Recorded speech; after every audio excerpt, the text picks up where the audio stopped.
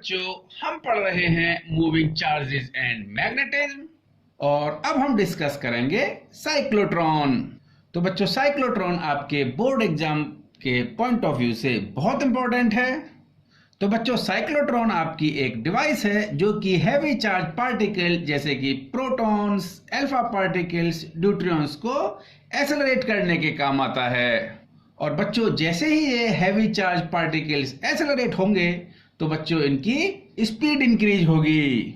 तो बच्चों, हम कह सकते हैं साइक्लोट्रॉन एक डिवाइस है जो कि हैवी चार्ज पार्टिकल्स की स्पीड को इंक्रीज करता है और बच्चों एक डिजायर्ड स्पीड तक उस चार्ज पार्टिकल को पहुंचाता है। तो बच्चों, जैसे जैसे चार्ज पार्टिकल्स की स्पीड इंक्रीज होगी उनकी काइनेटिक एनर्जी भी इंक्रीज होगी। तो बच्चों, हम कह सकते हैं साइक्लोट्रॉन एक डिवाइस है जो कि हैवी चार्ज पार्टिकल्स की काइनेटिक एनर्जी को इंक्रीज करता है। तो बच्चों, cyclotron is an equipment used for accelerating positive charge particles like proton, neutrons, alpha particles और heavy positive ions to desired speed. तो बच्चों, साइक्लोट्रॉन का वर्किंग प्रिंसिपल डिस्कस करने से पहले मैं आपके साथ में कुछ बेसिक कॉन्सेप्ट डिस्कस करना चाहता हूं। तो बच्चों, हमने पढ़ा था force on charge particle in electric field, so that is the force on charge particle in electric field, that is the Q into E, and the force on moving charge particle in magnetic field, that is the Q V cross B, where V is the velocity of the charge particle and B is the magnetic field vector. So बच्चों, अगर हम बात करें motion of the charge particle in electric and magnetic field both, तो बच्चों जो force लगेगा charge particle पर वो आपका इलेक्ट्रिक फील्ड की वजह से भी फोर्स लगेगा और मैग्नेटिक फील्ड की वजह से भी फोर्स लगेगा। तो हम बच्चों लिख सकते हैं net force on the charge particle, that is the force due to the electric field plus force due to the magnetic field. और बच्चों, this force F equal to Q E plus V cross B, that is the Lorentz force. तो बच्चों, ये हम पहले discuss कर चुके थे। अब बच्चों, जनरल डिस्कशन, ये कोई चार्ज पार्टिकल है जिसका की चार्ज मैंने Q कंसीडर किया और बच्चों ये चार्ज पार्टिकल रेस्ट में है और बच्चों ये मैग्नेटिक फील्ड का सेकंड रीजन है और ये मैग्नेटिक फील्ड का फर्स्ट रीजन है। इनिशियली चार्ज पार्टिकल रेस्ट पर है। अब बच्चों, फर्स्ट रीजन से सेकंड रीजन की तरफ कोई इलेक्ट्रिक फील्ड लगता है तो बच्चों इस इलेक्ट्रिक फील्ड की वजह से इस चार्ज पार्टिकल पर इलेक्ट्रिक फील्ड की डायरेक्शन में फोर्स लगेगा और चार्ज पार्टिकल एक्सेलरेट होगा और चार्ज पार्टिकल कुछ वेलोसिटी के साथ में इस सेकंड रीजन में एंटर करेगा। अब बच्चों, जैसे ही चार्ज पार्टिकल इस सेकंड रीजन में एंटर करता है जहां पर की uniform magnetic field perpendicular to the plane और हम बोलें कि पेपर के प्लेन के इनवर्ट डायरेक्शन में है, तो इस चार्ज पार्टिकल पर मैग्नेटिक फोर्स की वजह से, मैग्नेटिक फील्ड की वजह से फोर्स लगेगा और charge particle circular path follow करेगा। जाने बच्चों, ये charge particle circular path follow करके जहां तक आता है बच्चों, बेसिकली ये आपका सेमी सर्कुलर पाथ है। तो बच्चों, जैसे ही पार्टिकल यहाँ पे आया तो इलेक्ट्रिक फील्ड की डायरेक्शन चेंज हो जाती है, यानी सेकंड रीजन से फर्स्ट रीजन की तरफ। तो बच्चों, पार्टिकल जैसे इस रीजन में आएगा तो उस पार्टिकल पर एक इलेक्ट्रिक फोर्स लगेगा, so that is the QE, और पार्टिकल इस रीजन में एक्सेलरेट होगा और पार्टिकल की वेलोसिटी इंक्रीज होगी। और जैसे ही पार्टिकल इस फर्स्ट रीजन में मैग्नेटिक फील्ड में एंटर करता है तो बच्चों पार्टिकल की वेलोसिटी इंक्रीज हो चुकी होगी। तो बच्चों, इसका पाथ भी अब सर्कुलर होगा और इसकी अब रेडियस इंक्रीज हो चुकी होगी। जाने बच्चों, रेडियस के लिए आपने एक्सप्रेशन पढ़ा था R equal to mv upon QB।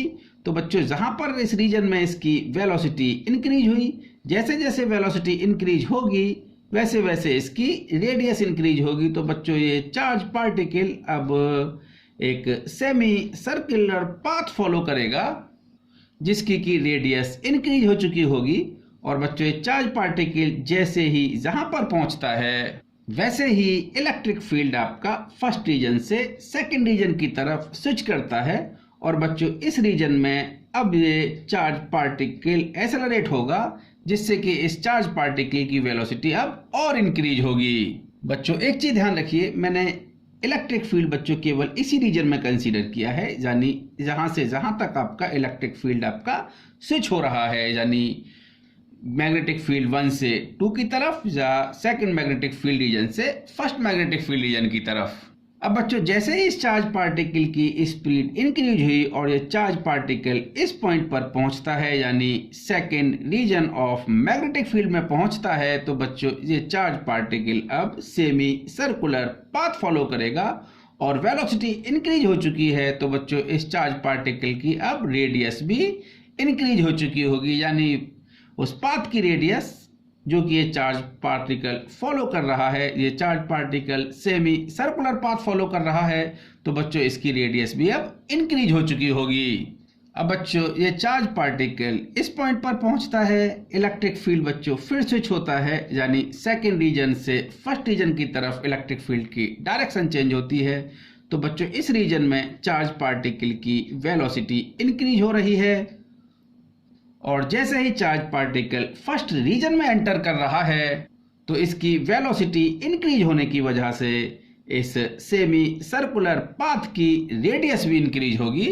और बच्चों ये चार्ज पार्टिकल अब इस पॉइंट पर पहुंचता है, जैसे ही बच्चों चार्ज पार्टिकल जहां पर आता है, इलेक्ट्रिक फील्ड आपका फिर स्विच होता है, यानी इलेक्ट्रिक फील्ड की डायरेक्शन फर्स्ट रीजन से सेकेंड रीजन की तरफ है। चार्ज पार्टिकल फिर एक्सेलरेट हुआ, इसकी स्पीड फिर इंक्रीज हुई और चार्ज पार्टिकल अब second region of magnetic field में एंटर करता है। तो बच्चों आप देख रहे हैं charge particle magnetic field region first से सेकंड में या सेकंड रीजन से फर्स्ट रीजन में अगर एंटर कर रहा है, तो हर बार इसकी स्पीड इंक्रीज हो रही है, यानी इलेक्ट्रिक फील्ड हमेशा इस चार्ज पार्टिकल की स्पीड को इंक्रीज कर रहा है और जिसकी वजह से मैग्नेटिक फील्ड रीजन में इस चार्ज पार्टिकल की रेडियस इंक्रीज हो रही है। तो बच्चों यहाँ पर वेलोसिटी इस पॉइंट के कंपैरिजन में ज्यादा है, तो बच्चों अब ये सेमी सर्कुलर पाथ फॉलो करेगा और जिसकी रेडियस पहले वाले रेडियस से, पहले वाला जो सेमी सर्कुलर पाथ था उससे ज्यादा होती चली जा रही है। तो बच्चों आप देख सकते हैं ये जो चार्ज पार्टिकल है, ये चार्ज पार्टिकल की इलेक्ट्रिक फील्ड की वजह से स्पीड चेंज हो रही है, यानी स्पीड इंक्रीज हो रही है और मैग्नेटिक फील्ड रीजन में इस चार्ज पार्टिकल की रेडियस कंटिन्यूअसली इंक्रीज होती चली जा रही है, क्योंकि बच्चों वेलोसिटी कंटिन्यूअसली इंक्रीज हो रही है इलेक्ट्रिक फील्ड रीजन में। तो अगर वेलोसिटी इंक्रीज हो रही है तो बच्चों रेडियस भी इंक्रीज होगी। तो बच्चों ये बेसिक डिस्कशन मुझे आपके साथ में यहाँ पर करना था। तो अब हम आते हैं अपने मेन टॉपिक पर। तो बच्चों अब हम डिस्कस कर रहे हैं प्रिंसिपल ऑफ साइक्लोट्रॉन।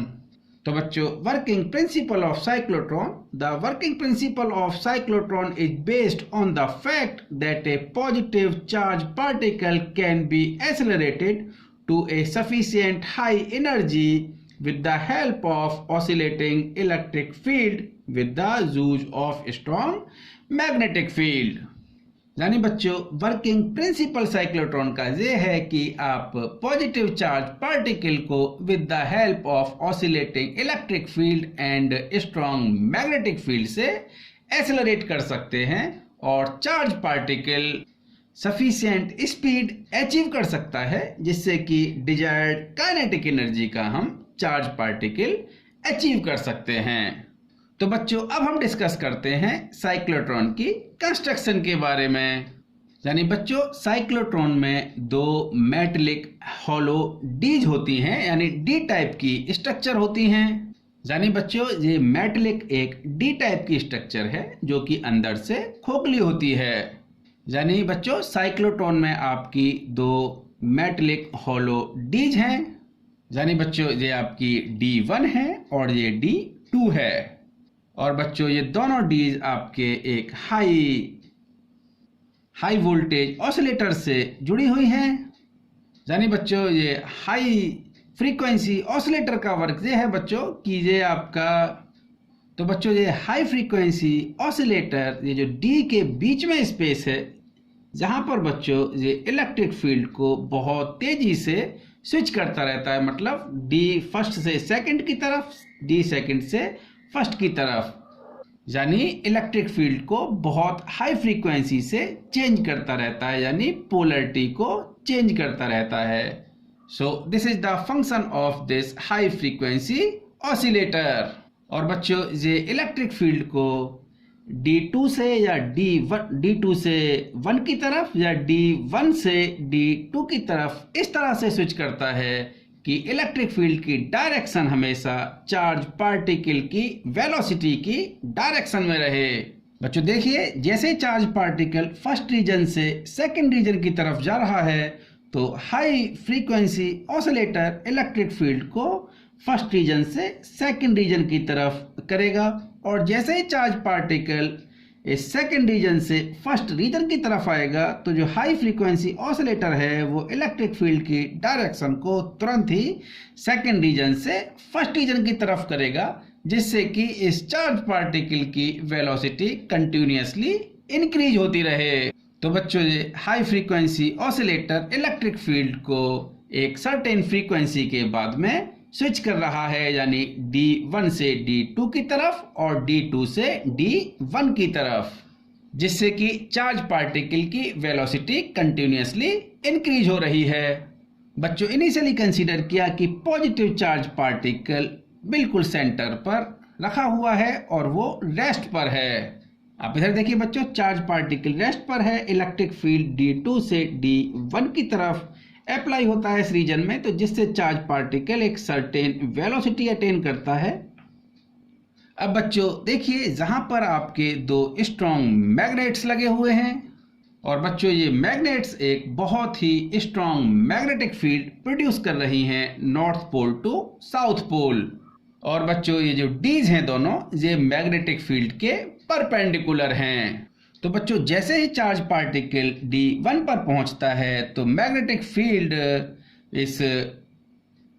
इस फर्स्ट डी पर परपेंडिकुलर है, और ये चार्ज पार्टिकल एक सेमी सर्कुलर पाथ फॉलो करेगा, और बच्चों ये जहां पर आएगा और जैसे ही चार्ज पार्टिकल इस डी से बाहर निकलता है इलेक्ट्रिक फील्ड की डायरेक्शन चेंज हो जाती है, जिससे चार्ज पार्टिकल बच्चों इस रीजन में फिर एक्सेलरेट करेगा, और जिससे इसकी वेलोसिटी फिर इंक्रीज होगी। और जैसे चार्ज पार्टिकल इस डी सेकंड में एंटर करता है तो बच्चों इसकी रेडियस इंक्रीज होगी, और बच्चों धीरे धीरे इस चार्ज पार्टिकल की वेलोसिटी और रेडियस दोनों ही इंक्रीज होती रहेंगी। तो बच्चों देखिए, जैसे ही चार्ज पार्टिकल जहां पर आता है इलेक्ट्रिक फील्ड भी चार्ज पार्टिकल की वेलोसिटी की डायरेक्शन में स्विच होगा, जिससे कि इस चार्ज पार्टिकल की वेलोसिटी इस रीजन में इंक्रीज होगी, और ये चार्ज पार्टिकल इस D1 में एंटर करेगा, जहां पर मैग्नेटिक फील्ड इस D के प्लेन के परपेंडिकुलर है। तो चार्ज पार्टिकल बच्चों अब इस D1 में सर्कुलर पाथ फॉलो करेगा, और charge particle semi circular path follow करते हुए इस पॉइंट पर पहुंचेगा। इस रीजन में बच्चों इलेक्ट्रिक फील्ड आपका फिर स्विच हुआ, और इलेक्ट्रिक फील्ड की डायरेक्शन वेलोसिटी की डायरेक्शन में होगी।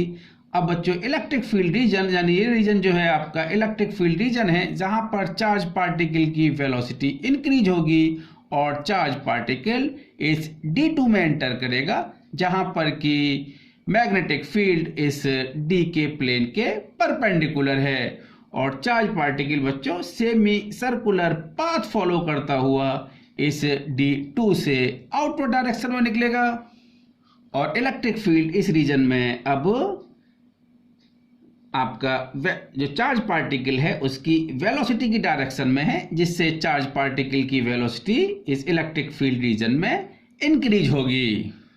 अब बच्चों ये चार्ज पार्टिकल इस D1 में एंटर करेगा, इसकी रेडियस फिर इंक्रीज होती चली जाएगी, और कंटिन्यूअसली बच्चों चार्ज पार्टिकल की रेडियस इंक्रीज होती चली जाएगी, और साथ साथ इसकी वेलोसिटी भी इंक्रीज होगी। और फाइनली बच्चों इस D में यहाँ पर एक विंडो है, ये चार्ज पार्टिकल बहुत हाई स्पीड के साथ में इस विंडो से आउट होगा और एक टारगेट से टकराएगा। तो बच्चों ये बेसिक कंस्ट्रक्शन है साइक्लोट्रॉन का, जिसको मैं अब आपके लिए नोट कर देता हूँ। So बच्चों, a cyclotron, so it consists of two D-shaped hollow metallic chambers D1 and D2 called Ds.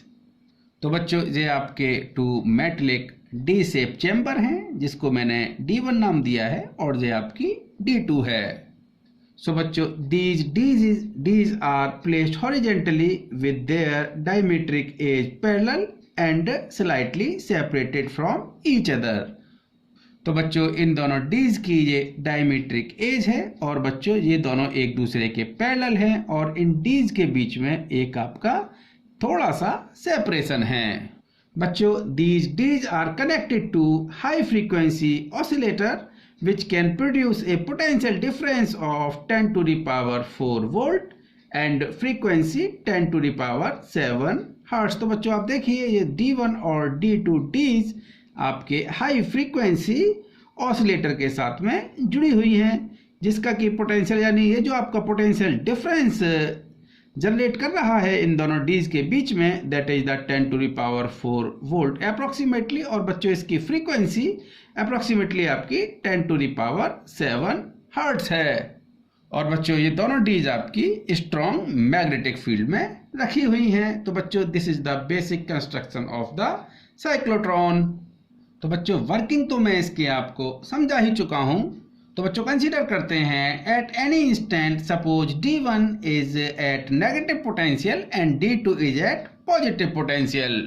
So therefore the positive charge ion placed at the center will accelerate toward the D1 and on reaching in D1 the ion moves in D1 with velocity v in perpendicular magnetic field and perform a circular path. तो बच्चों consider किया कि आपकी जो D1 है ये आपकी negative potential पर है, D2 आपकी पॉजिटिव पोटेंशियल पर है. जो पॉजिटिव आयन जो सेंटर पर रखा है बच्चों D1 की तरफ मूव करेगा और एक सर्टेन वेलोसिटी अचीव करेगा और जहां पर बच्चों D1 में जाके ये एक सेमी सर्कुलर पाथ फॉलो करेगा. अब बच्चों कंसीडर किया कि D1 जो D है जहां पर मैग्नेटिक फील्ड की वैल्यू B है and charge on charge particle B Q.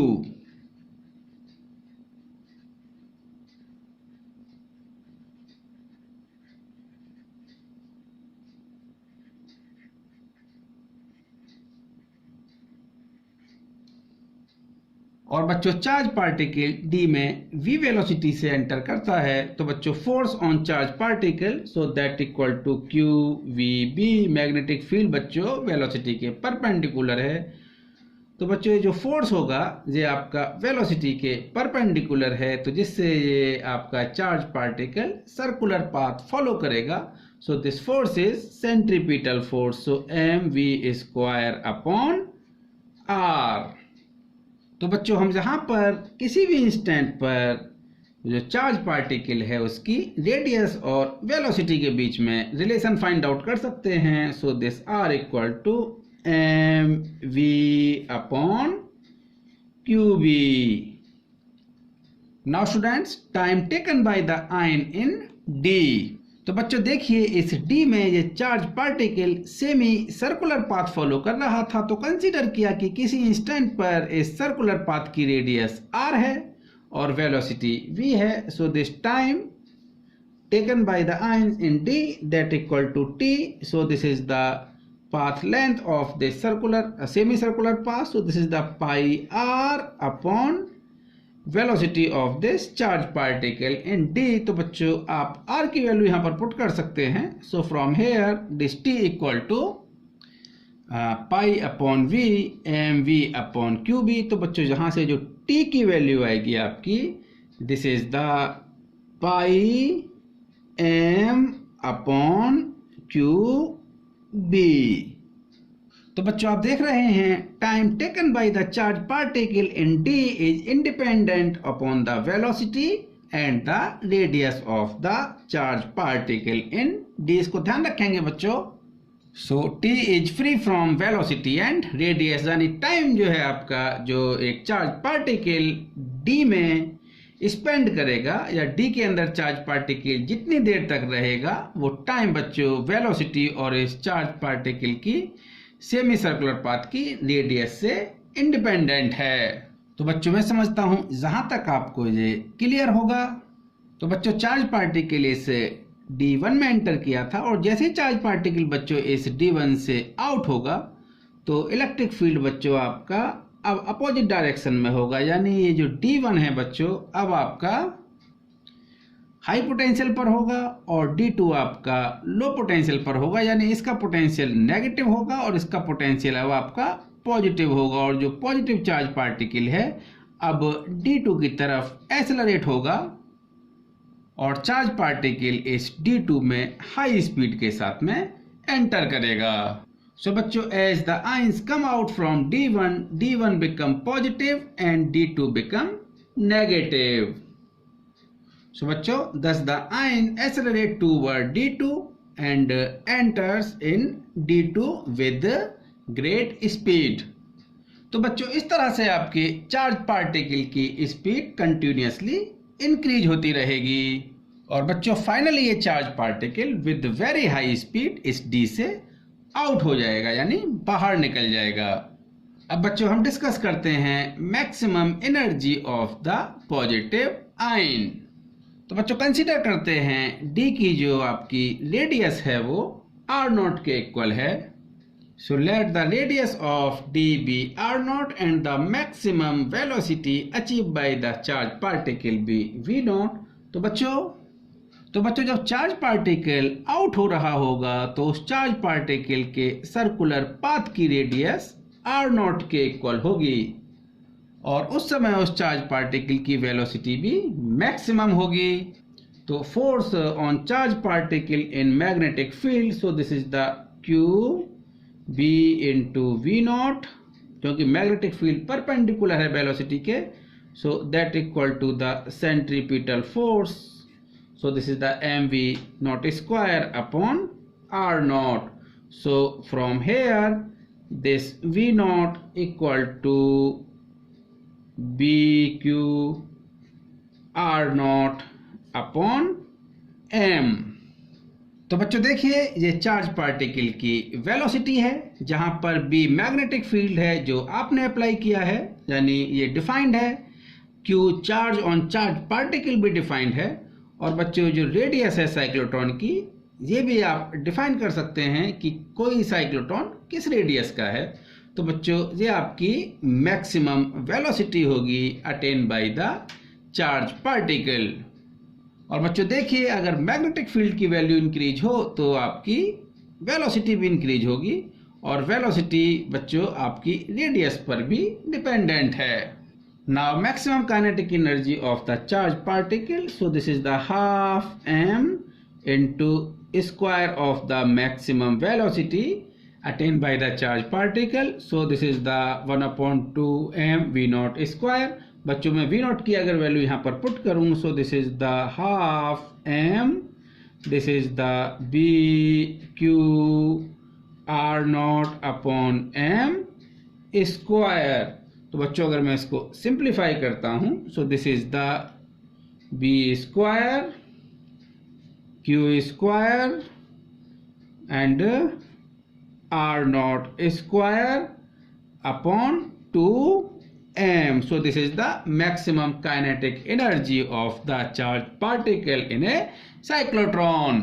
अब बच्चों डिस्कस करेंगे हम time period of the charge particle.